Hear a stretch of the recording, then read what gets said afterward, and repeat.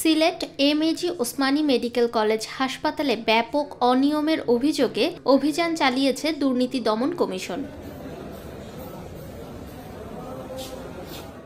বুধবার দুপুরে দুদকের সিলেট কার্যালয়ের কর্মকর্তারা এই অভিযান পরিচালনা করেন। 1 ঘণ্টাব্যাপী এই অভিযানে হাসপাতালের বিভিন্ন ওয়ার্ড, ওয়াশরুম, রোগীদের খাবার পরিবেশন ব্যবস্থা, রোগীদের নির্ধারিত খাবার মেনুর চেয়ে কম দেওয়া, প্যাথোলজি বিভাগ সহ নথিপত্র খতিয়ে দেখা হয়। দুদক কর্মকর্তা জানিয়েছেন, প্রাথমিক তদন্তে বেশ কিছু অনিয়ম ধরা পড়েছে।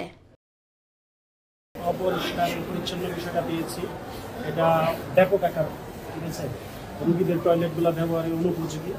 এছাড়া আমরা ঔষধে গিয়ে কিছু দুর্নীতি পাইছি, যেগুলা নন গভর্নমেন্ট কিছু ঔষধ প্রতি মাসেই কিনা হচ্ছে, কিন্তু এই ওষুধগুলো সরবরাহ করা হচ্ছে না।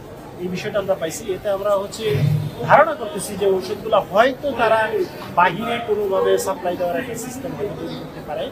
এছাড়া আমরা দেখলাম অ্যাম্বুলেন্স তারা কোথায় যাচ্ছে, কোথায় গিয়ে লগ বইয়ে কোনো রেজিস্টারে কোনো উল্লেখ নাই, কিন্তু প্রতি মাসেই আমরা একটা অ্যাম্বুলেন্স দেখলাম, 6টা অ্যাম্বুলেন্স আছে মোট, একটা অ্যাম্বুলেন্স দেখলাম গত মাসে প্রায় 18,720 টাকার তেল ঢুকাইছে, 36,720 টাকার তেল ঢুকাইছে, কিন্তু এই অ্যাম্বুলেন্সে লাভ হয়েছে গত মাসে 18,700 টাকা।